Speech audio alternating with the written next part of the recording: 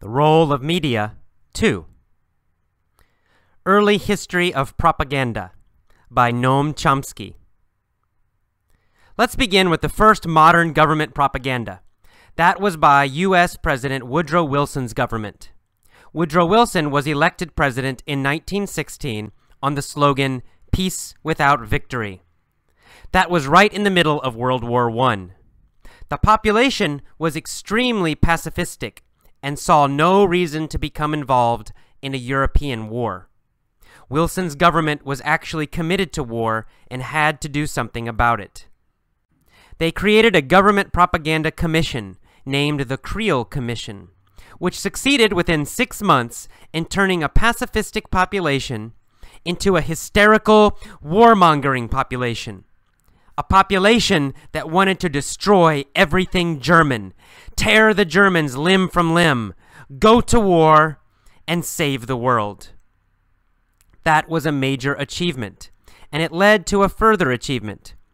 Right at that time, and after the war, the same techniques were used to whip up a hysterical communist Red Scare, which succeeded pretty much in destroying unions and eliminating such dangerous problems as freedom of the press and freedom of political thought. There was very strong support from the media and the business establishment, which, in fact, organized much of this. In general, it was a great success. Among those who participated actively and enthusiastically in Wilson's war were the progressive intellectuals, a circle that took great pride, as you can see from their own writings at the time, in having shown that what they called the more intelligent members of society, themselves, were able to drive a reluctant population into war by terrifying them and eliciting fanaticism. The means used were extensive. For example, there was a lot of fabrication of atrocities by the Germans, Belgian babies with their arms torn off, all sorts of awful things that you still read in history books. Much of it was invented by the British propaganda ministry, whose goal was to, as they put it, direct the thought of most of the world. But most crucially, they wanted to control the thought of the more intelligent members of the United States, who would disseminate the propaganda that they were concocting and convert the pacifistic country to wartime hysteria. That worked. It worked very well, and it taught a lesson. State propaganda, when supported by the educated classes, and when no deviation is permitted from it, can have a big effect. It was a lesson learned by Hitler and many others, and it has been pursued to this day. Welcome to the commentary for The Role of Media 2, and this section is subtitled Early History of Propaganda. And I think it's interesting that early propaganda, state-sponsored, government-sponsored propaganda in the modern world begins in the United States. You know, we always think about Nazi Germany or the Soviet Union, you know, with that kind of propaganda, or North Korea. But in fact, America started this kind of modern propaganda, and I think America is still the master of propaganda. You know, the kind of propaganda you see in China, that you see in North Korea, it's kind of very crude. Crude meaning simple. Everybody knows it's propaganda. It's obvious. And because it's so obvious, it's less powerful. But we see here in this article how in the United States this early propaganda started, and it was very, very effective. And also interesting that it started with a war, in this case World War I. So at that time, the American population did not want to fight a war in Europe. They did not believe that Germany was their enemy, and in fact, Germany was not the enemy of the United States. Germany was the rival of England. But the Woodrow Wilson government wanted to fight in the war, right? They wanted to join the war. But the problem was the American people did not want to do it. They were basically peaceful. So what did the government do? The government as well as the business establishment and the media, they're all working together.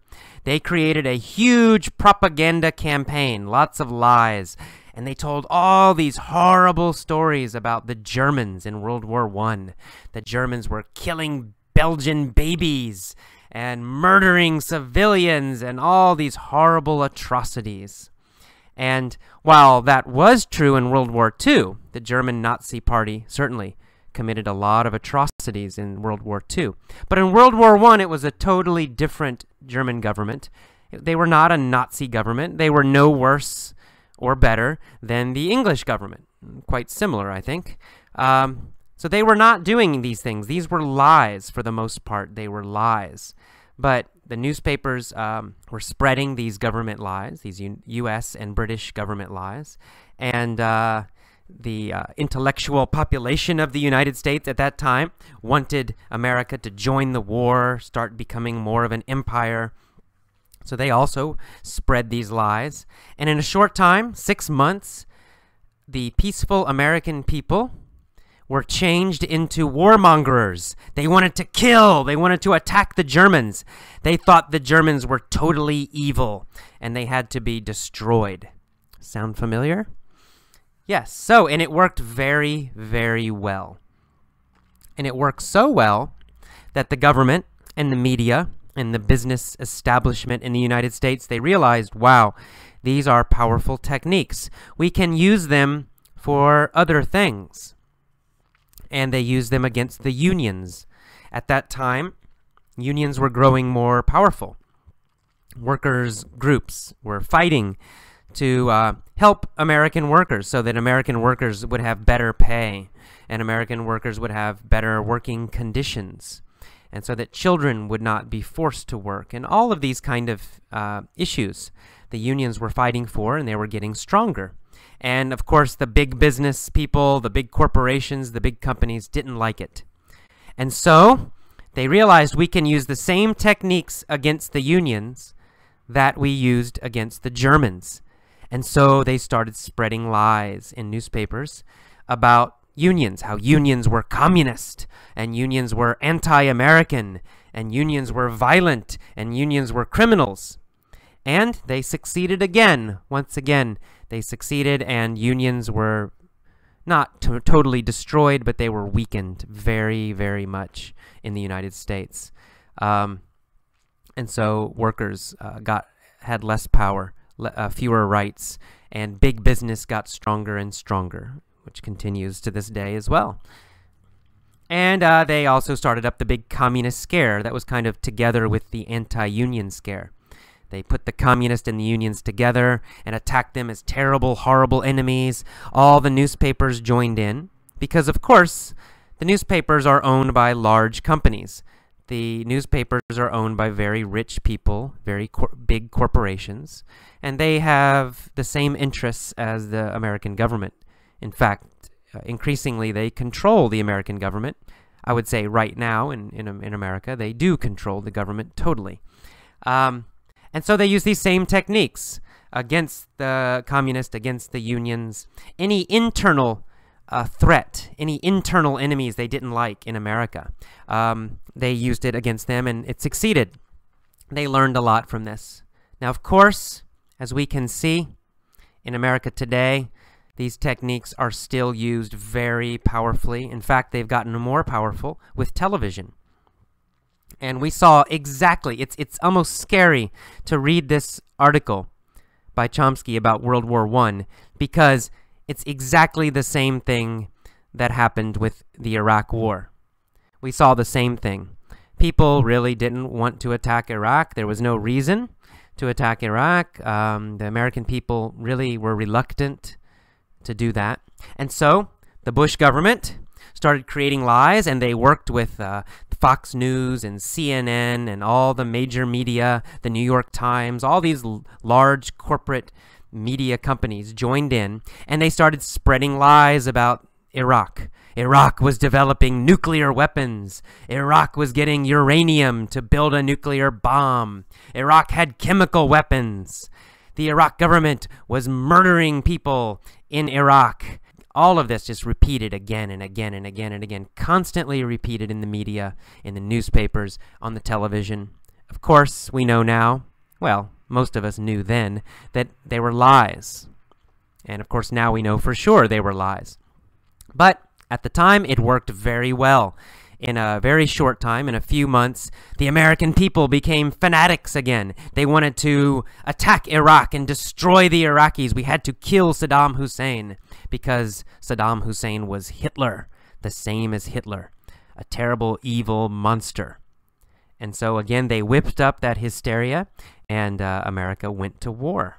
It worked very well again.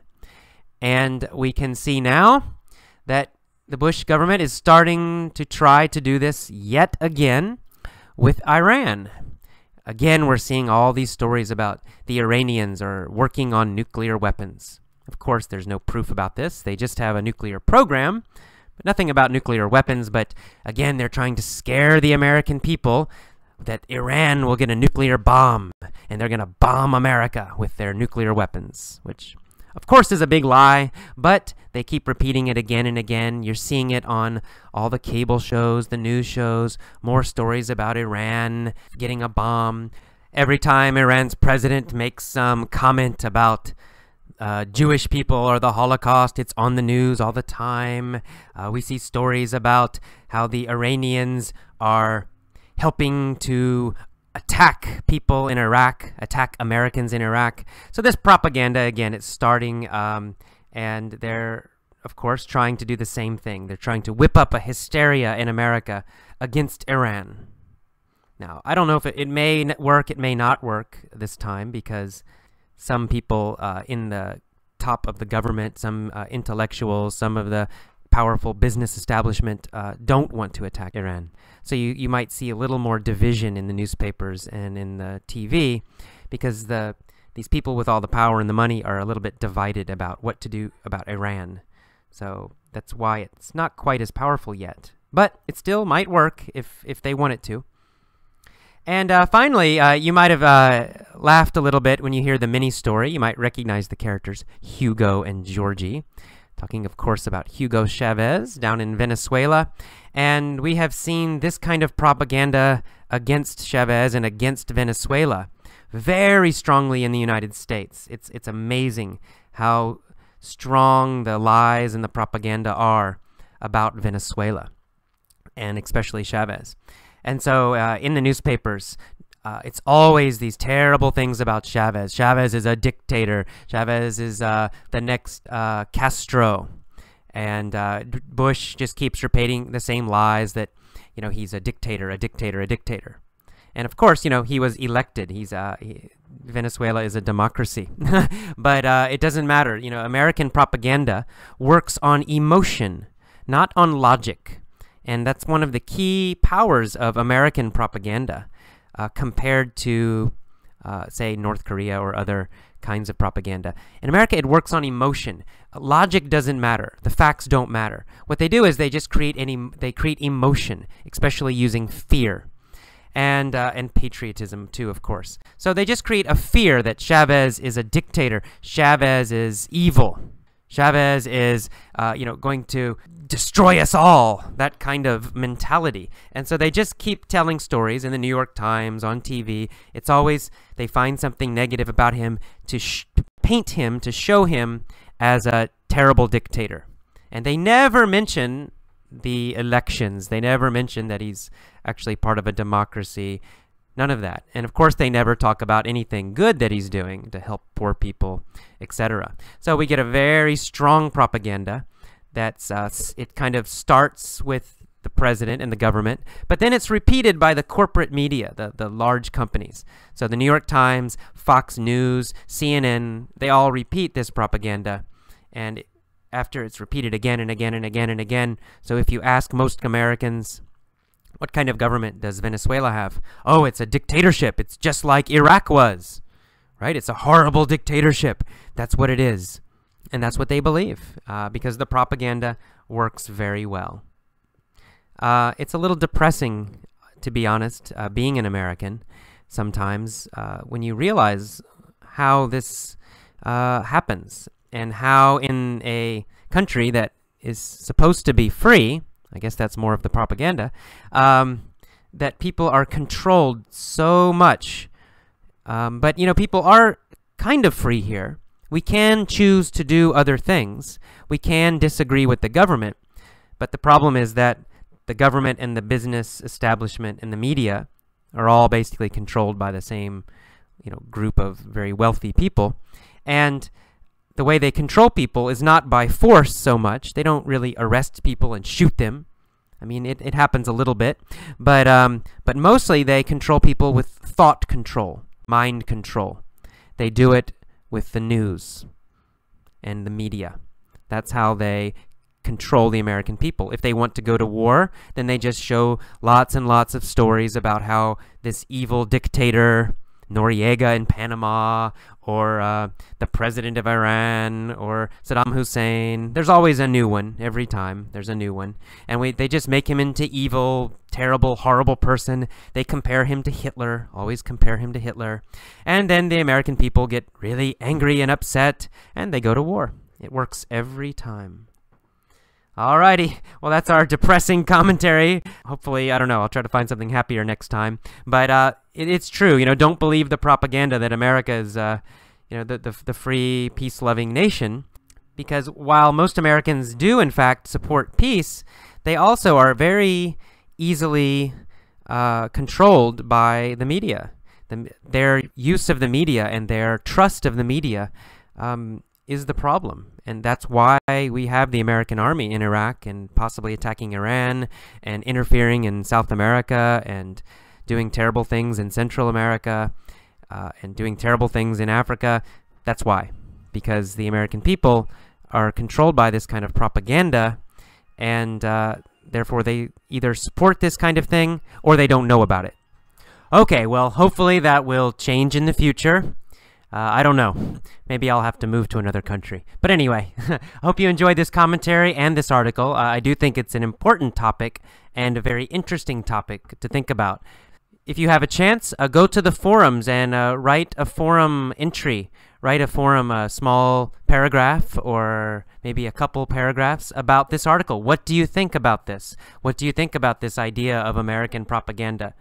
Do you agree with this article? Do you disagree? Does this happen in your own country? I'm curious, so please write about it. Okay, see you next time. Bye-bye. Hello, welcome to the mini story for the Role of Media 2. Well, let's get started with the mini story. Georgie is a warmongerer. He wants to kill, kill, kill.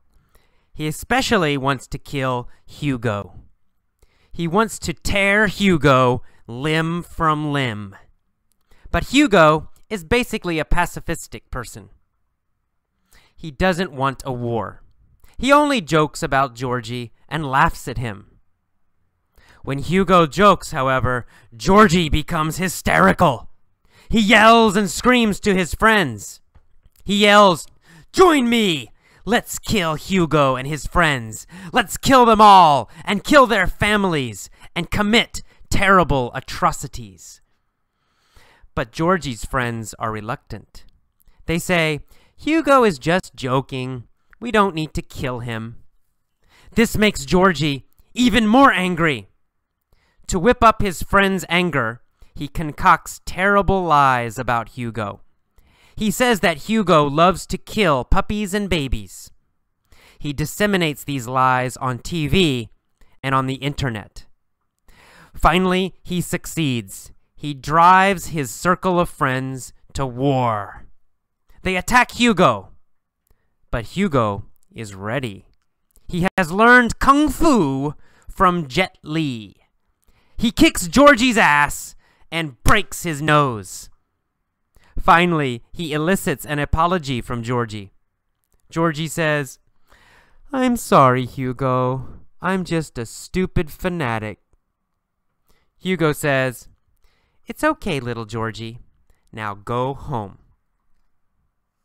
All right, well, lots of new little words in that story. Let's go back to the beginning, this time with questions. Georgie is a warmongerer. Does Georgie hate war?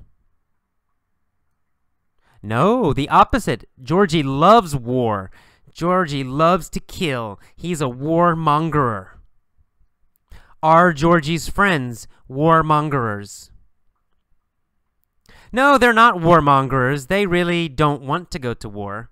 But Georgie is a warmonger. He loves war. He loves killing. He wants to go to war. Georgie is a warmongerer. Who is a warmongerer? Well, Georgie is a warmongerer, right?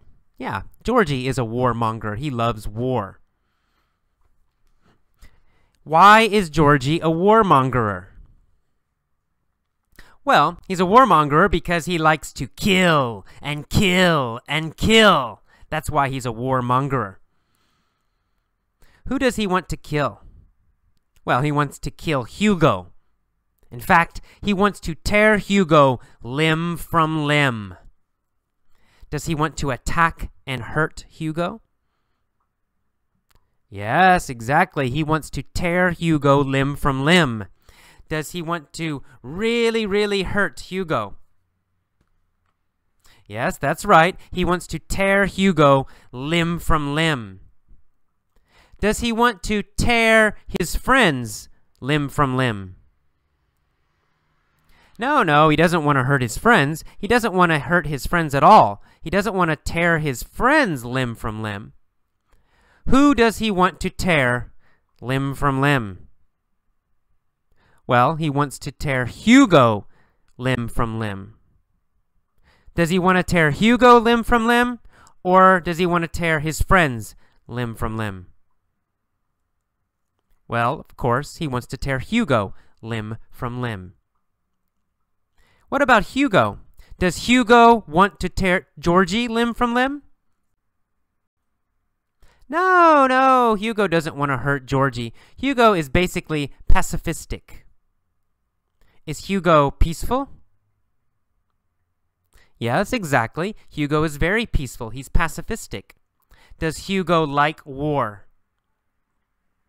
No, he does not. He's anti-war. He's pacifistic. Is Georgie pacifistic? No, Georgie is not pacifistic. Georgie is a warmongerer. Who is pacifistic? Well, Hugo is pacifistic.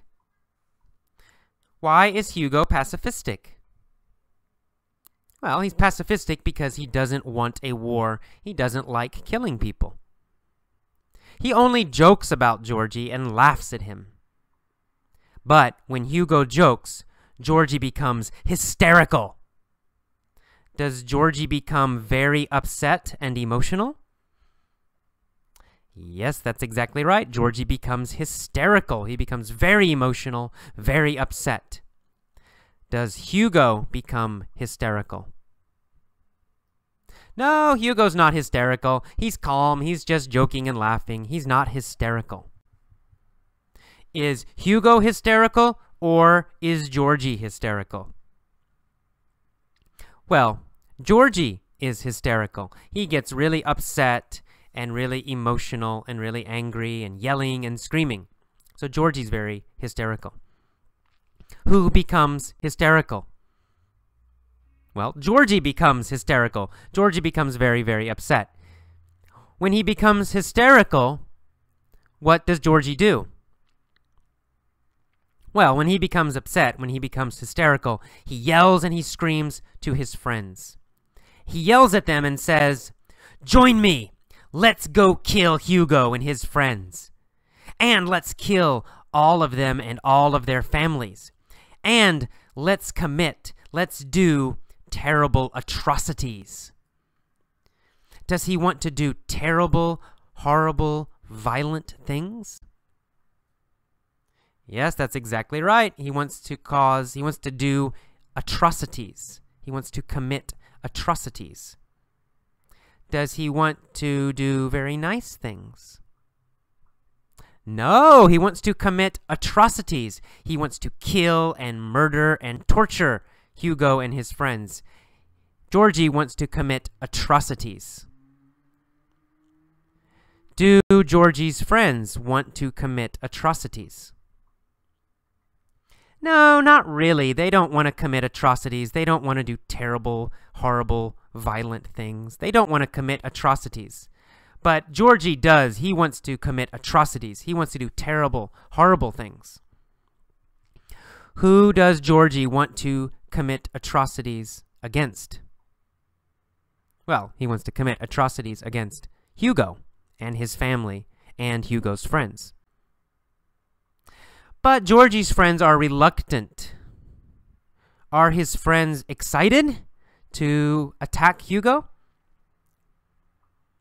No, the opposite. They're not excited. They are very reluctant. They're hesitant. They don't really want to attack Hugo. Are Georgie's friends reluctant to make money? No, they don't mind. They're happy to make money. But they're reluctant to attack Hugo. Is Georgie reluctant to attack Hugo? No, Georgie's not reluctant. Georgie really wants to attack Hugo, right? He's enthusiastic. He's excited to attack Hugo. He's not reluctant. Who is reluctant to attack Hugo?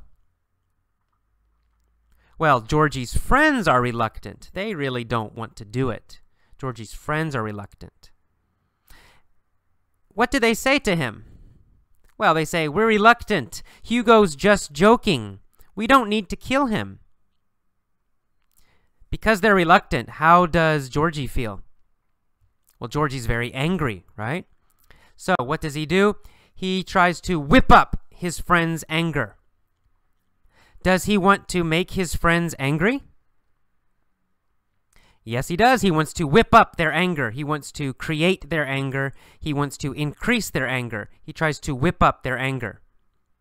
Whose anger does he try to whip up? Well, he tries to whip up his friend's anger. Why does he try to whip up his friend's anger? Well, he tries to whip up his friend's anger because he wants them to attack Hugo. How does he whip up their anger? Well, he increases their anger by concocting terrible lies. He concocts terrible lies. Does he create terrible lies? Yes, he does. Exactly. He concocts terrible lies. Does he make terrible lies? Yes, that's exactly right. He makes terrible lies. He concocts terrible lies. Does he concoct true stories? No, he does not concoct true stories. He concocts lies. Does he concoct lies about his father? No, he doesn't concoct lies about his father. Who does he concoct lies about? Well, he concocts lies about Hugo. He creates lies about Hugo. He says Hugo likes to kill puppies and babies. He disseminates these lies on TV and on the internet. How does he spread these lies? How does he communicate these lies? Well, he disseminates them on TV and the internet. Does he disseminate true stories on TV? No, he disseminates lies on TV. Who disseminates lies on TV? Well, Georgie disseminates lies on TV. Why does he disseminate lies on TV? Because he wants his friends to become angry and attack Hugo. After he disseminates lies, what happens? Well, he succeeds. He drives his circle of friends to war. Does he push them into war? Yes, he does. He pushes them into war. Does he really push them hard and encourage them and force them to fight? Yes, he pushes them and persuades them strongly to fight. He drives them to war. Who does he drive to war? Well, he drives his friends to war. Who drives his friends to war? Well, Georgie drives his friends to war. He drives his circle of friends to war. Does he drive his group of friends to war? Yes, that's right. He drives his circle of friends to war. Does he drive Hugo's circle of friends to war? No, he doesn't make Hugo's friends go to war. He doesn't drive Hugo's circle, his group of friends, to war. He drives his own circle of friends to war. And they attack Hugo. But Hugo is ready. He has learned kung fu from Jet Li. He kicks Georgie's ass and breaks his nose. Finally, he elicits an apology from Georgie. Does he get an apology from Georgie? Yes, that's right. He gets an apology from Georgie. He elicits an apology from Georgie. He brings it out of Georgie. He gets it from Georgie. Does he elicit anger from Georgie? No, not anger. He elicits an apology from Georgie. Who does Hugo elicit an apology from? He elicits an apology from Georgie. Who elicits an apology from Georgie? Well, Hugo. Hugo elicits an apology from Georgie. What does Hugo elicit from Georgie? Well, he elicits an apology from Georgie. So he gets an apology from Georgie. And Georgie says, "I'm sorry, Hugo. I'm just a stupid fanatic." Does he think he's a stupid true believer? Yes, that's right. He says, "I'm a stupid true believer. I believe too strongly in myself and war." He says, "I'm a stupid fanatic, a stupid crazy believer." Who is a stupid fanatic? Well, Georgie is a stupid fanatic. Is Hugo a stupid fanatic? No, Hugo's not a stupid fanatic. Hugo's quite smart, actually. But Georgie is a stupid fanatic, a stupid, crazy believer. What does Hugo say, finally? Well, Hugo says, "It's okay, little Georgie. Now, go home." Okay, finally, one more time. This time I'll pause after the key words and phrases. Here we go. Georgie is a warmongerer.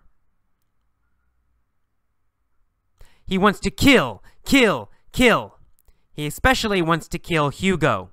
He wants to tear Hugo limb from limb. But Hugo is basically pacifistic. He doesn't want a war. He only jokes about Georgie and laughs at him.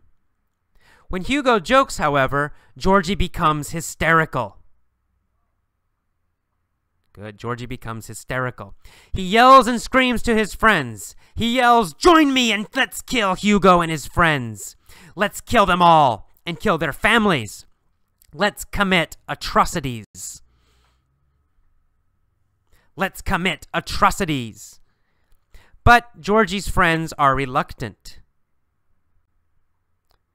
They say, "Hugo is just joking. We don't need to kill him." This makes Georgie more angry. He tries to whip up his friend's anger. Good. He concocts lies about Hugo. He says that Hugo loves to kill puppies and babies. Georgie disseminates these lies on TV. Georgie disseminates these lies on TV and on the internet.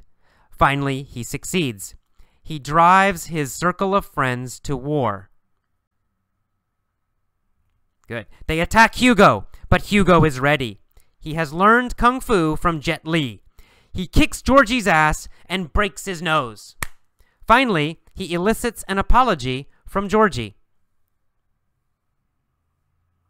Georgie says, "I'm sorry, Hugo. I'm just a stupid fanatic." Hugo says, "It's okay, little Georgie. Now go home." Okay, that's all. Pause now and try to tell all of the story yourself. Welcome to the Point of View mini-stories for Role of Media 2. Okay, same story, same mini-story from the mini-story lessons, but 3 different versions now.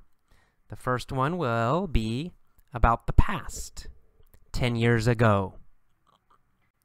10 years ago, there was a man named Georgie.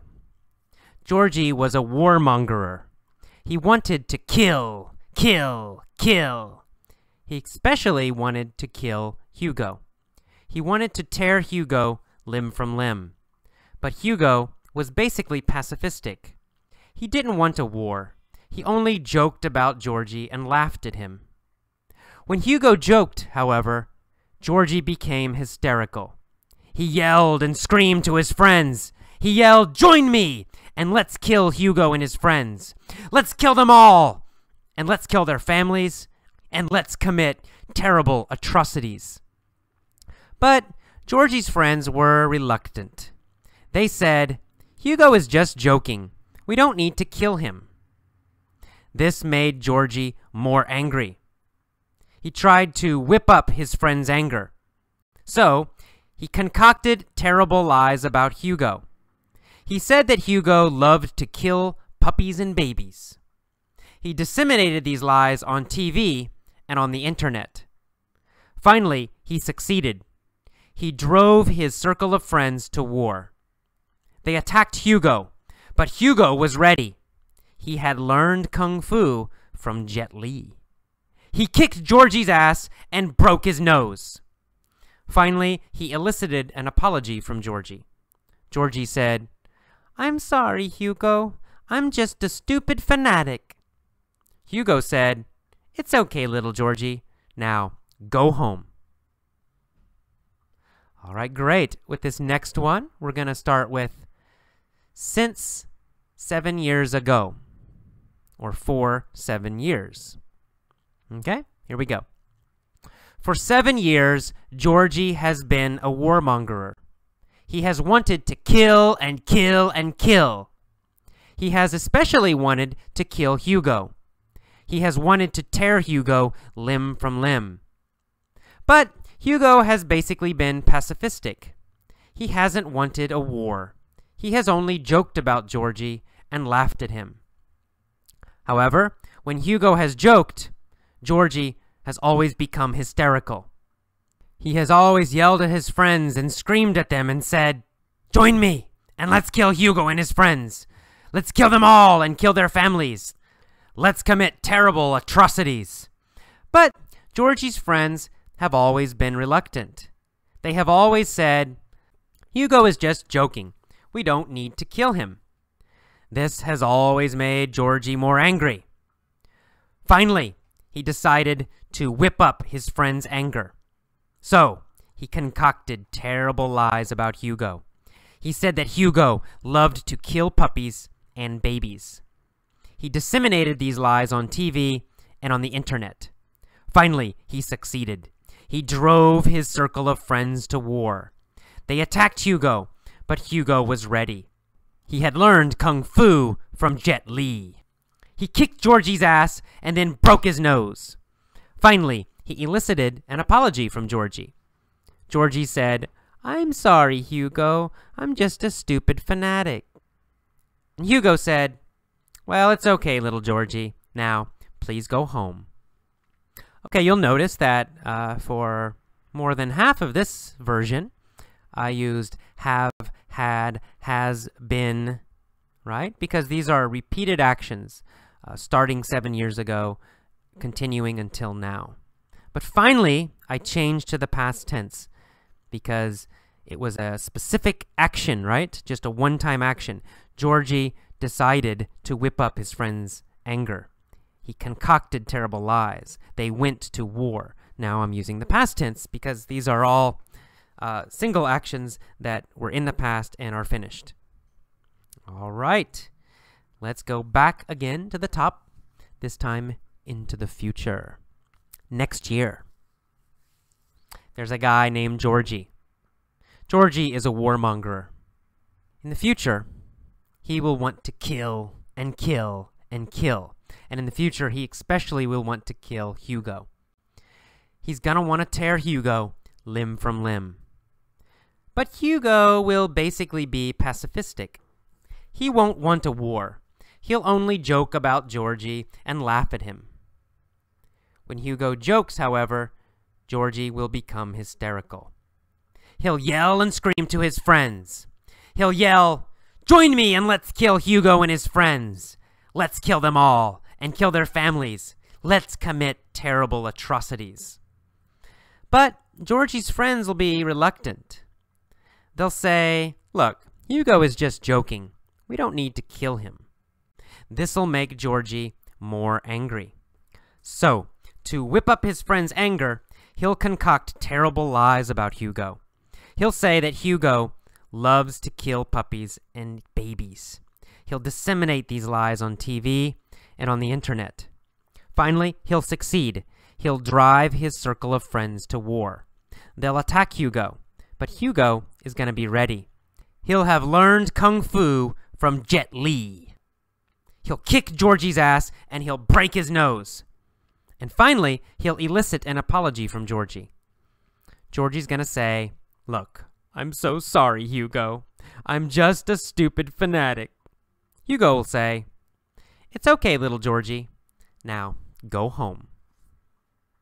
As always, in the future, you have to listen for those ul sounds. Ul, he'll, Hugo will. Sometimes that ul sound is very difficult to hear. For example, Hugo will say, it's hard to hear that ul sound, right? Which is will in the future. But a native speaker will not usually say, Hugo will say. We'll say, Hugo will say. The ul is almost silent. There's really more just a pause there that tells us it's the future. So it's okay. Just listen carefully. See if you can hear those ul sounds after the subjects. Just listen carefully. Now, please go back. Listen to each version. After each version, pause. Try to tell that version yourself. Now, do not worry about being perfect. You do not need to be perfect. In fact, don't try to be perfect. Just try to tell the story yourself as best as you can. If it's difficult, try pausing after every sentence and then copy that sentence. Do that with each version. Okay, I'll see you next time. Bye-bye. Welcome to the vocabulary lesson for the role of media 2. Let's get started. At the beginning of this article, we see the word propaganda. Propaganda basically means government lies. Government lies. Usually organized lies, right? They plan the lies. So organized lies from the government, we call that propaganda. Sometimes we might talk about propaganda from a company. Then we see the word slogan. A slogan is a phrase that we repeat again and again and again. Usually we use this in advertising, an advertising slogan. In the article, it talks about Woodrow Wilson's slogan, "Peace without victory." So during the election, he would say, "Peace without victory, peace without victory, peace without victory." That was his slogan. All right. And then we see the word pacifistic in this. Pacifistic. Pacifistic means peaceful. It also means anti-war, against war, against killing, against violence, and against war. So pacifistic, in this case, the American population was pacifistic. It means they were against war. They didn't want to fight in a war. Okay, we see the phrase committed to war, committed to doing something. If you're committed to do something, it means you are planning to do it. You really want to do it. You maybe promised to do it. So committed to war means really you have decided you will go to war. Okay, we see the word commission here. The government created a commission. A commission is a group, an official group, kind of like a department or a committee. Very similar to committee. So commission, a commission is like a government group or an official group. All right, we see the word hysterical and then in the second paragraph. Hysterical means very emotional, very, very upset and very, very emotional. So hysterical. Hysterical means very emotional. And then the next word is warmongering. Warmongering. It's two words together, war and mongering. Warmongering means war-loving. It means you love war. You want to have war. So the American government made the population warmongering. It turned them into a warmongering population, a war-loving population. They wanted to fight. They wanted to kill people. Warmongering. And then in the end of that paragraph, we see, tear the Germans limb from limb. A limb is an arm or a leg. So arms are limbs and legs are limbs. So tear, of course, means take off. So this is a common idiom, kind of a slang phrase. Tear somebody limb from limb. I want to tear them limb from limb. It means you want to attack them and hurt them very badly, or attack them and kill them. So the Americans wanted to tear the Germans limb from limb. It means they wanted to attack and kill the Germans. Okay, we see the word achievement here. An achievement is a success, an accomplishment, or a success. An achievement, something that you do well, something you succeeded at. All right, and then we see the phrase to whip up. To whip up. The government whipped up hysterical communist scare, a hysterical communist scare. To whip up means to create, right? To make or create. Or it means to increase a lot, usually with emotions. But if you use it for create, to whip up, to create something, you can use it in cooking sometimes. I whipped up some food means I made some food very quickly. But if you whip up emotion, it means you increase somebody's emotion, usually somebody else's emotion. And again, we see hysterical, which means hysterical, very, very emotional and upset, hysterical. And we see the word red. Red, of course, you know the color red, but sometimes red means communist. And here it means communist. Okay, and we see the little two-word phrase, pretty much. It succeeded pretty much in destroying unions. Pretty much means mostly. Mostly. Pretty much. I'm pretty much full. After eating, right? It means I'm pretty much full means I'm mostly full. Pretty much. Pretty much. Okay? And then we see unions. Here the word union or unions means a workers' group, right? A group that fights for workers, tries to help workers. A union or unions. Unions. Union or unions. All right? We see the business establishment. There's a phrase, the business establishment. Establishment, the establishment. The establishment means the most powerful group. The most powerful group, maybe the oldest and most powerful group. It has an idea of kind of old and powerful. So the business establishment means the most powerful and old businesses or business people. Actually, it really means business people. All right. We see the word progressive here as an adjective, progressive intellectuals. Progressive, when used in politics, progressive means liberal, kind of left or liberal. So progressive intellectuals means liberal intellectuals. And we see a circle that took great pride, or this circle took great pride. A circle can mean a group of people. You know the normal meaning, of course. Circles are round, right, shape. But a circle can also mean a group of people. And that's what it means here. It means a group of people, a circle of people, a group of people. And to take great pride, or in the past tense here, took great pride. Took great pride means felt proud, felt very proud. Felt very proud, or to feel very proud. Took great pride, or take great pride, same. All right. To drive somebody to do something.